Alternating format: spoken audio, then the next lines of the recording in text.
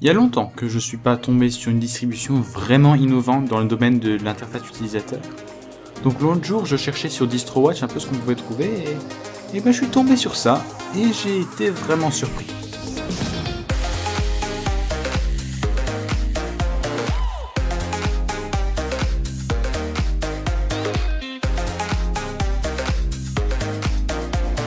Alors oui, ici on est sur Voyager 16.04 LTS.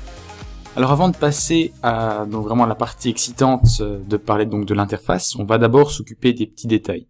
Donc oui, ceci est une distribution qui est basée sur Ubuntu 16.04 LTS. Elle est sortie le 1er mai de cette année, donc c'est vraiment une distribution extrêmement récente. C'est une distribution d'origine française, et donc bien traduite. Il y a quelques petites incohérences par-ci par-là, et quelques endroits qui restent en anglais, mais vraiment dans la globalité, c'est bien fait, il n'y a pas de problème.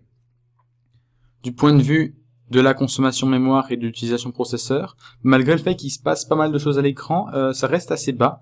Donc ici on peut voir sur le bureau même, en bas, qu'on est à 433 MB de RAM utilisé et à 1%, 2% de processeur. Donc il y a vraiment pas de quoi s'inquiéter, surtout pour une distribution qui est aussi chargée. On va maintenant s'attaquer à la sélection logicielle qui est incluse avec Voyager 16.04. Alors on va jeter un coup d'œil dans le menu en haut à gauche et on va un peu naviguer partout. Si on va déjà dans les accessoires, on voit déjà donc qu'on est équipé d'une calculatrice, système de capture d'écran et vraiment de toute une série d'outils qui sont réellement pratiques. Pour en citer quelques-uns, on trouve par exemple ClamTK qui est un antivirus, on trouve Caffeine qui est un outil qui empêche le système de se mettre en veille lorsqu'une application, notamment un lecteur vidéo, tourne en plein écran, genre pour éviter que lorsque vous regardez un film, le système se mette en veille. Le Ubuntu After Install, j'y reviendrai un tout petit peu plus tard, ainsi que les terminaux et autres outils de ce genre. Si on va dans le domaine bureautique, on trouve la suite LibreOffice comme ce qu'on devrait trouver, un dictionnaire, un calendrier et un visionneur PDF. Rien de spécial jusque-là. Éducation, on trouve juste LibreOffice Math. Infographie, GIMP pour éditer les images, évidemment. Simple Scan, on retrouve le même système PDF. Dans l'internet, on a Firefox, Thunderbird, donc là jusqu'à rien de surprenant. On a Corebird qui est un client pour utiliser Twitter. Transmission qui permet de gérer donc les torrents. On a quelques jeux, Mine, Sudoku, jeux d'échecs, Ninvaders, Xboard, toujours sympa à voir. Dans le domaine multimédia, on trouve Clémentine, qui est pour moi le meilleur lecteur audio, sauf peut-être à part Amarok. On a Kobi, le système Media Center de Kobi, donc si je clique dessus, je vais vous montrer. C'est vraiment un... Si jamais vous avez utilisé une Raspberry Pi, peut-être que vous connaissez ça, mais c'est vraiment un système multimédia à lui tout seul. C'est assez intéressant si vous avez envie, par exemple, d'avoir un PC purement multimédia ou accroché à la télévision, par exemple. Donc on a un système de radio, on a SMTube qui est très très bien. Si je clique dessus, c'est en fait un système qui permet de rechercher des vidéos sur YouTube. Donc si imaginons qu'on cherche une vidéo très célèbre d'un certain youtubeur français qui fait des vidéos sous Linux, pas besoin de vraiment faire un portrait, on les trouve et on peut cliquer dessus et ça s'ouvre juste à côté. Très sympa, une bonne alternative que d'ouvrir un Firefox et de chercher YouTube. On trouve XFBurn pour graver des CD DVD, Kazam, Cheese et PTV. Dans les paramètres, il y a une énorme liste de choses qui existent, mais on reviendra dessus un peu plus tard, jusqu'à vous montrer qu'il y a un système pour customiser Grub, ce qui est assez intéressant, un système de réparation de démarrage, donc si jamais vous avez des problèmes avec le démarrage du système, un pare-feu, en plus de l'antivirus qui a été fourni avant. Et enfin, dans Système, on trouve quelques systèmes intéressants, comme l'installateur de paquets GDB, qui permet d'installer des paquets deb directement, CryptoCreeper, gestion des tâches, et BleachBits, qui est un peu un genre de CCleaner pour Linux. Bon, alors maintenant qu'on a vu la sélection logicielle, qui est plutôt sympathique, il faut savoir que je vous ai pas tout montré. En effet, juste avant, je vous ai parlé de Ubuntu After Install. Et si on clique dessus, et qu'on entre le mot de passe administrateur, voilà, c'est en réalité un script qui permet d'installer certains logiciels en plus si vous les voulez. Donc là, il va chercher pour des mises à jour et il va chercher les sources. Voilà. Et voilà toute une autre série de choses qui ne sont pas installées par défaut, mais que vous pouvez installer juste en quelques clics. Donc les extras de Xubuntu, le système Nuix pour avoir des icônes circulaires, Chromium parce que Firefox est installé de base, Tor si vous êtes vraiment dans genre le système anonyme, Skype, Dropbox, Darktable, Inkscape, vraiment VLC, Audacity, vraiment toute une série Steam de logiciels qui ne sont pas inclus par défaut parce qu'on a considéré qu'il fallait garder l'ISO plus légère, mais qu'on peut installer très rapidement. Donc il suffit de les sélectionner et de cliquer sur Install Now et il va vous installer tout ça. Alors là, on va vraiment rentrer dans la partie vraiment qui m'excite le plus, c'est l'interface. Alors, elle est déjà très chargée, comme ce qu'on peut voir, hein. Il y a un panel en haut, il y a un panel sur le côté gauche, deux même, un deuxième qui est là, un panel sur le côté droit et un dock en dessous. En plus, il y a un script conquis ici qui indique l'heure et la date, ainsi que l'utilisation RAM, disque dur et processeur. Alors, par où on commence? On va commencer par le panel du haut. Alors, le panel du haut, on voit déjà qu'il est déjà particulièrement bien chargé. On voit donc ici la langue du clavier qui est chargée, donc ici français variante, c'est mon clavier. On voit l'utilisateur, donc la session, c'est la mienne, Simon Pingouin. On a une appli météo. Il a auto-détecté que j'habitais au Luxembourg, donc il m'a fait toute une prévision météo pour Luxembourg. L'heure, date, normal. Indicateur niveau de batterie, si vous êtes sur un ordinateur portable, normal. Son, oui, intégré, mais il propose déjà un lien vers Clémentine, ce qui est toujours super. Réseau, normal. Et ça c'est quoi? En fait, c'est les radios. On peut choisir des radios. Donc je peux pas le faire ici parce que je peux pas mettre de radio comme ça sur YouTube sans copyright. Je peux cliquer sur une de ces radios au pif et il va me charger le son. Donc après on va pouvoir écouter à des radios. Et oui, elles fonctionnent presque toutes. Enfin j'en ai essayé toute une série vraiment au pifomètre des radios que je connaissais pas. Et oui, elles fonctionnent. La dernière que j'ai essayé au pif c'est FG Berlin et oui, elle marche. Un système de prise de notes juste à côté. Oups, voilà. Système de prise de notes, toujours sympathique. Un système de sauvegarde. Ça, c'est pas fréquent non plus sur une distribution Linux, mais c'est toujours très très pratique d'avoir des sauvegardes. Donc là, on peut choisir le dossier qu'on veut, quel dossier on veut pas, et sur quoi on veut enregistrer. On peut aussi planifier. Donc c'est un petit outil bien sympa. Un outil de recherche.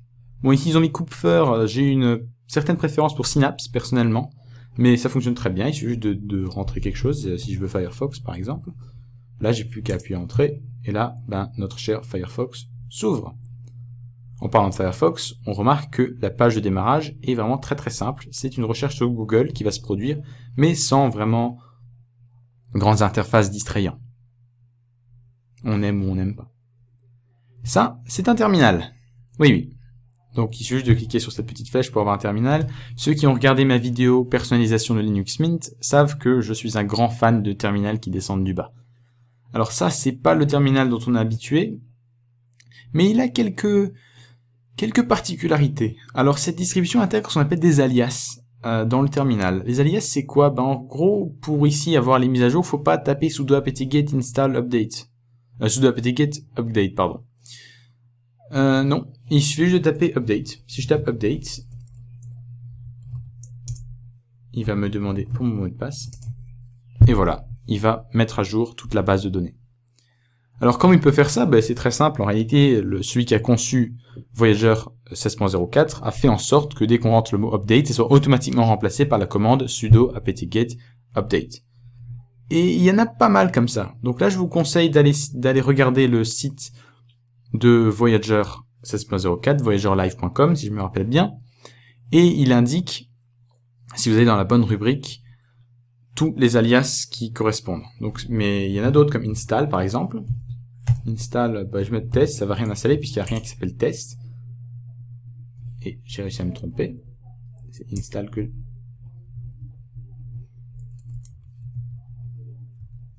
Voilà.